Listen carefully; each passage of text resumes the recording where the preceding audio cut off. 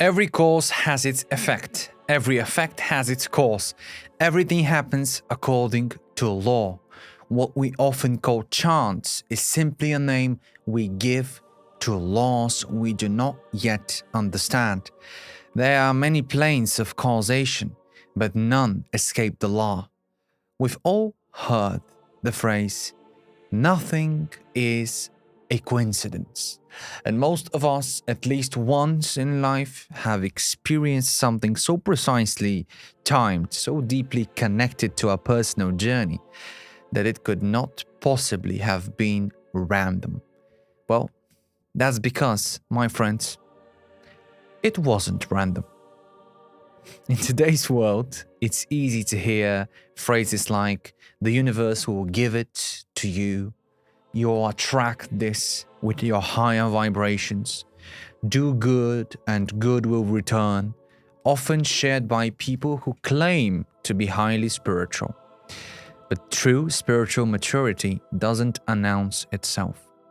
And more importantly, these statements, my friends, while comforting, rarely explain how things actually work. That's why this series exists, to make the Hermetic principles accessible and practical even for those who are hearing them for the first time. And today we arrive at Principle 6, Cause and Effect. This principle teaches that nothing happens without a reason. Every event, every emotion, every change in our lives is the result of a cause. It may be physical, mental, energetic, or beyond our current understanding, but it exists. And it happens in a perfect timing with a lesson specifically designed for us. It's like magic. According to Hermetic teachings, the universe operates through law. There's no such thing as luck or accident.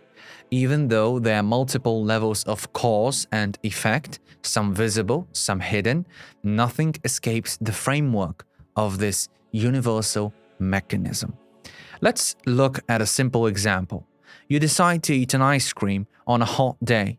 One possible outcome, it melts too fast and stains your shirt.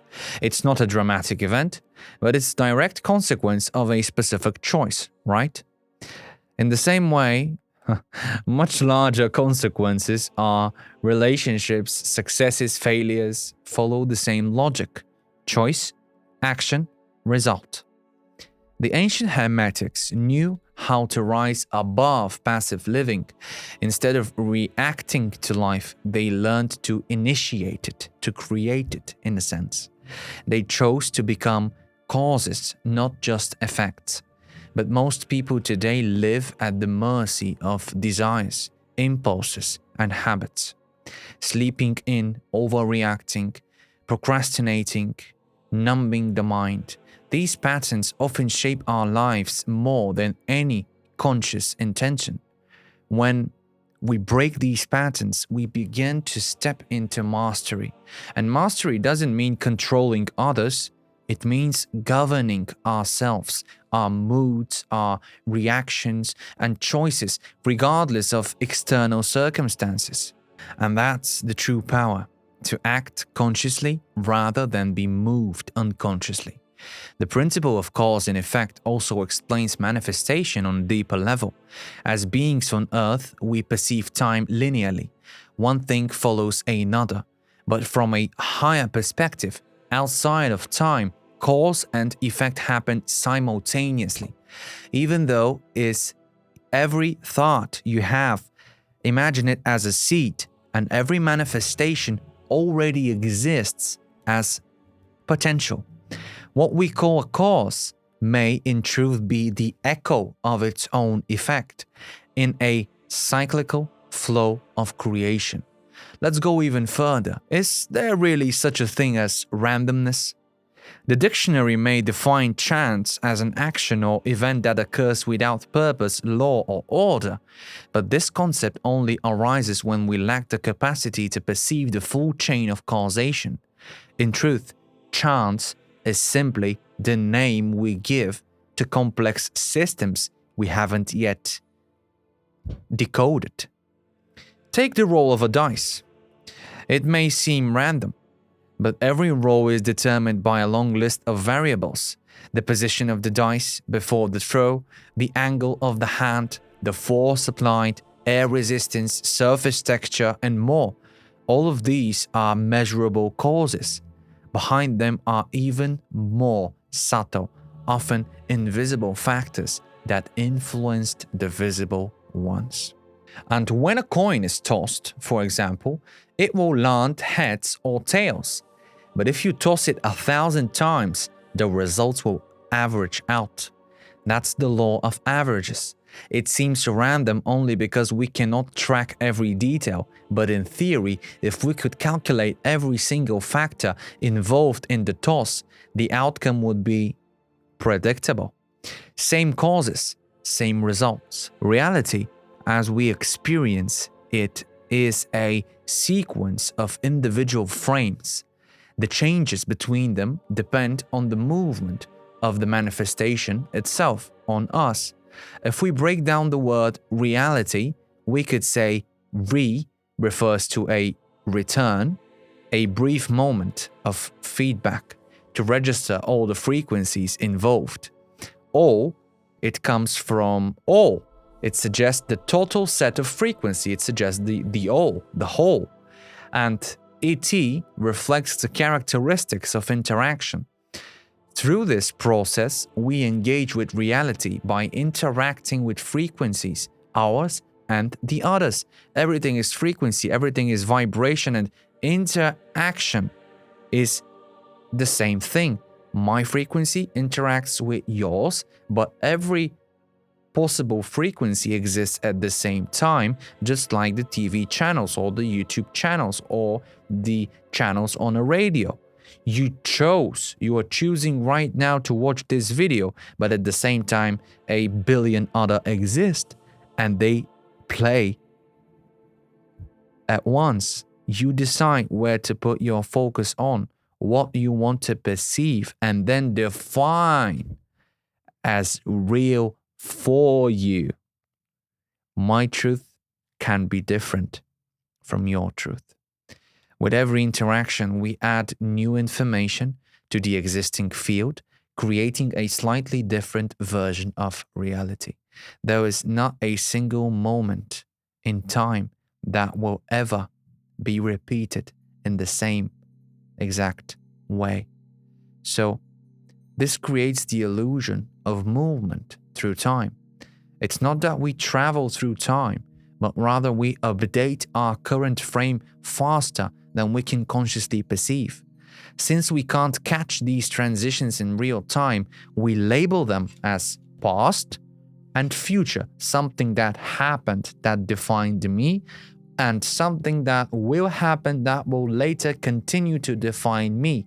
But how do you define yourself? From which point in time do you define yourself? From the now. From which space do you define yourself? From the here. Because you're always here. Try to go back to the past right now. Come on, I'm waiting. Try to go to the future right now. Come on, I'm waiting. There is only this moment right now. And each and every one of us, deeply in our hearts, in our intuition, in our soul, knows it.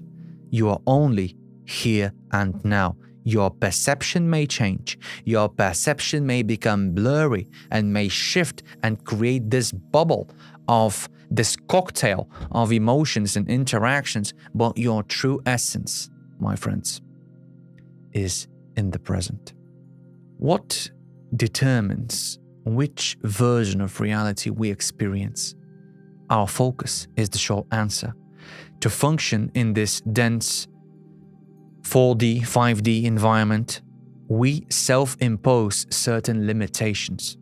They help us shape our individual identity because without them, we're just unlimited potential. We cannot form ourselves. We cannot describe ourselves. But since our choices are also limited by those boundaries, we experience life within the framework of our own filters. Whatever we decide at any given moment becomes the active reality. Here, we begin to see another Hermetic principle, the principle of polarity.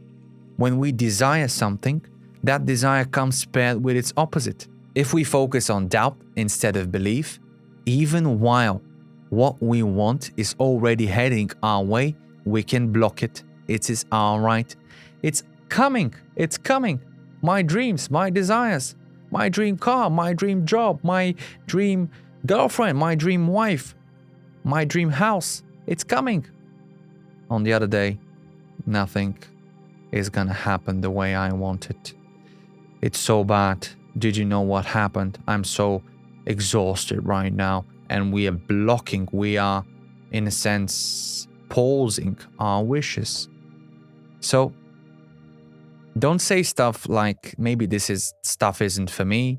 That's not true. The issue isn't whether it's for us or it's not. It's that we unconsciously choose doubt over alignment with the essence of the universe. Because stepping beyond our current mental framework feels uncomfortable, yes.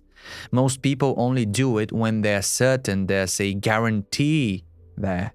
You will go to the lottery tomorrow if you know 100% that you're going to win $1 million. But that's not how life works, is it? The real reward comes when you act without expectation, when you take the risk, when you follow what's inside of you, even though it sounds illogical, it sounds very strange and very scary. That's when life delivers its most profound experiences. Not because you demanded them, but because you became aligned with that vibration, with something greater than yourself. So cause and effect are inseparable, inevitable in a way. When a rock breaks off a mountain and crashes through the roof of a cabin below, it may seem random, but there's a chain of causes behind it. Rain softened the soil. Before that, sunlight expanded cracks in the rock. Years of weathering separated the stone from the mountain. Earthquakes may have formed the mountain in the first place. Every effect, no matter how small, has countless contributing causes stretching back in time to infinity. You can trace the cause of the rain, the birth of the plants, the emergence of animals, and eventually you will realize everything is connected in one web of causes and effects. We cannot detach ourselves from it. We can only create an illusion that we are detached from everybody else, from nature itself, from existence itself, but it's only our illusion, our belief that we are separated because I can touch here and I can touch here and I can see you, but it's all in essence the same.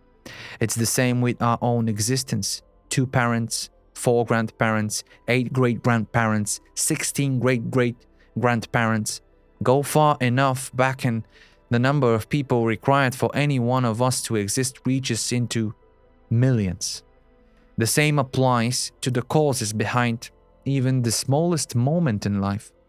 If I hadn't started making videos 10 years ago, or decided to make this particular one, I wouldn't be speaking to you now. If I hadn't edited and uploaded it, you wouldn't be watching it right now.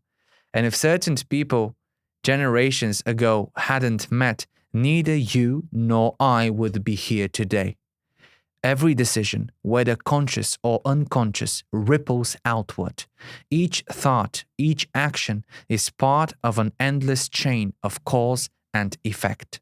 And if we learn how to apply this and how to be aware of this principle, and we can make a step forward towards becoming a conscious creators of our own realities. The principle of polarity teaches us that in any disagreement, no side holds the absolute truth. Each has part of it. Most people believe they are free, that life is theirs to control, and yet we rarely ask what causes us to want what we want. Is it emotion, conditioning, belief, habit? Why do we feel what we feel? Why are we drawn to one option over another? The ancient initiates knew how to desire with awareness. They didn't chase feelings randomly, they created them.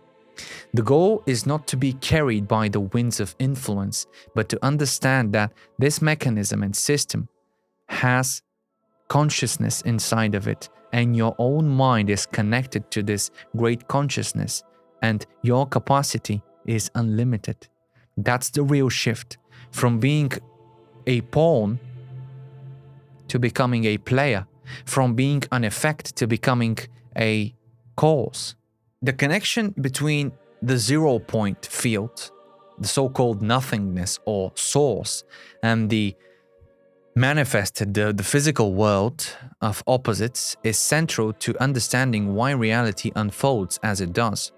This interplay is the result of potential striving to experience the unknown, and the outcome. We experience just one version of reality at a time, but we filter that version through our own beliefs, limitations, and expectations. Still, within the field of potential, all possibilities exist at the same time. At any moment, we are free to shift our focus and choose a new path, if, however, we truly want it, and if we take the necessary actions. These probabilities, think of them as dormant possibilities. They only become actual if we make a choice. And even then, the choice must be followed by action. Only through action does a probability become reality. Without action, it remains in the category of dreams, intentions, and unfulfilled prayers. Quantum fluctuations with no manifestation. A potential that is available to us but never activated. So, in a sense, it's good to have dreams, to have ambitions, to have ideas, wishes, to set goals, but dreams alone don't change reality. Action does. So, choice is the key in a sense that unlocks a new frame of existence. And once that frame is activated, our frequency shifts and we perceive the environment around us as changing. But it's not random. The environment appears different because we've changed our own frequency. It's just like the reference of a mirror. Go to your nearest mirror. Look yourself into the mirror. How do you expect the mirror to smile first at you without you smiling? You need to smile first to show that you are in that state, to show that you have chosen that frequency, that you are the frequency itself of happiness, for example, of smile, of joy. And then the mirror reflects what you have chosen. So this is how it works. We must change ourselves first, and then we can expect a change in the outer environment. Because on a deeper level, what the ancient Hermetics really understood is that there is no one else beside you in your own world. Everything is a reflection of you. All of these people that you see, all of this environment, buildings, countries, matter, elements that you perceive as real, as matter, are actually a reflection of your personal informational code and your personal reality that sounds like, that looks like a separated thing from you, but actually it is tightly connected to your heart, your choices, and your personal will. Try to remember this. This is why coincidence is an illusion. There can be no interference pattern, no reality unless consciousness injects frequency into it. And this is the paradox. Because consciousness is everywhere, well, everything exists at the same time. Imagine this. From everything available, we always pick just one. We step into that frame. We experience what's inside it. And usually, we only understand what it really meant after the experience is complete. But once we've entered that frame, we unconsciously accept its rules. We start thinking that the situation shapes our reality, when in fact, it was our choice. It was our allowing that shaped the situation. No one can make you do anything. It is your allowance, your acceptance of that situation that transforms into a choice, into an agreement, and then you create a resonance with that situation so it becomes real for you. Think about that. What I don't believe in doesn't exist in my reality. It may exist as potential, but what I don't see, it doesn't exist. Because I am choosing to perceive something else, not that I am ignoring this. Some say the world is controlled by a global elite and we are its victims. So, repeating that belief even a few times a day, consuming this type of information in the form of video, audio, or conversation creates a vibrational field. So, what happens? The world then begins to reflect this belief back to you. We, or you, meet people who say the same more and more and more. We observe events that match it. We say, oh my God, I was right. Oh my God, it's just the way I thought. Yes, because you chose to believe that way. And we make the conclusion, see, I was right. The world is indeed oppressive. But what's really happening? We're receiving proof of the mirror of the reality we're committed to. The environment becomes a mirror of our inner state. Let's say you go to work and management announces salary cuts. They explain it's out of their hands, just the economic situation. You go home where you argue with your partner about money. Later, while you're with friends, the topic that randomly comes up is once again, we live in a manipulated world and there's nothing we can do. It seems like confirmation is coming from all directions, but it isn't coming from anywhere. You created it. You chose it. You called it into being. You summoned it. The core essence, the core truth in a sense, every choice is made in the present moment. The here and now is where decisions are made, and this very moment alters both past and future outcomes. We either act as the cause or accept ourselves as the effect. If we accept the role of the cause, we take responsibility and correct our course. We learn our lessons in a sense. If we chose to be the effect, we surrender to the circumstances and let them drag us into the unknown. The first path is conscious responsibility, the ability to respond, as we said earlier, acknowledging that we shape our world through our present choices and perception. The second, it's still your choice, it's still your right, that's free will, but it's unconscious avoidance, where we still shape our world, but refuse to accept the weight of it, declaring ourselves victims of it instead.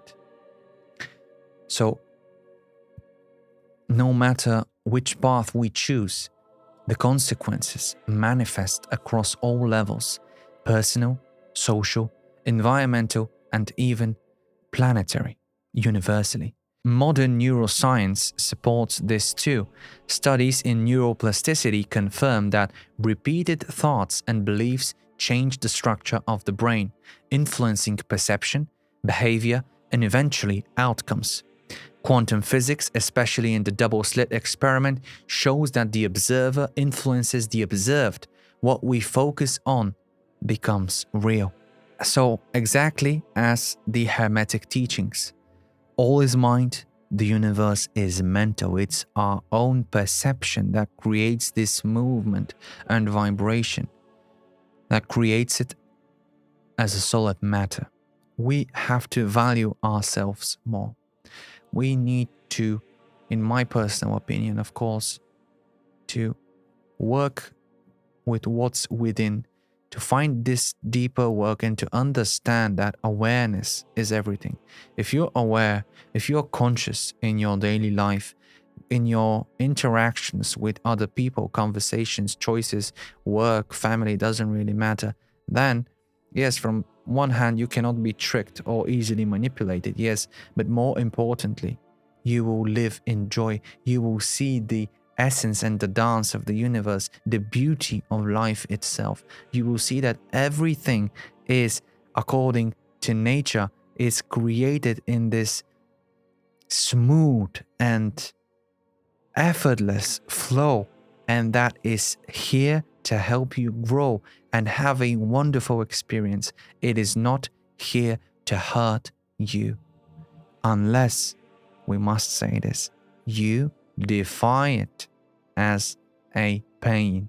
Unless you say, this is happening, this really hurt me a lot, this is killing me, this is destroying me. Stop using those types of words. You are more than that. You are light, you are energy, you are here to bring light to others. You're not here to destroy your own world. You're here to create from passion, from the heart, from joy, and to be able to share your unique gifts with every other soul that right now is playing and experiencing the changes of planet Earth. Thank you so much for watching this episode. I hope that it will bring you some clarity on this principle and that it can help you and show you how you can use it in a practical and effortless way, because it's part of all of us. And if we learn how to use it, it's just going to be of our own benefit, because it's not here to hurt us, I promise you. It's an honor, as always. Thank you so much for watching, and we will continue with principle number 7. Cheers for now.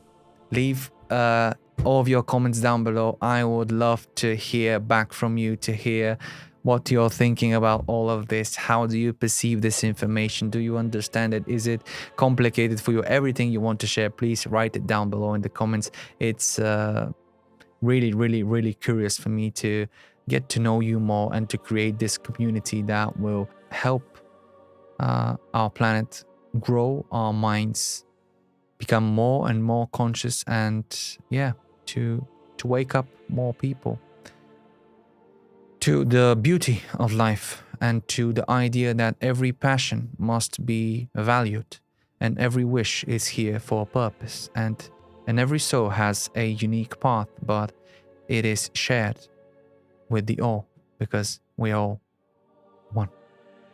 Thank you.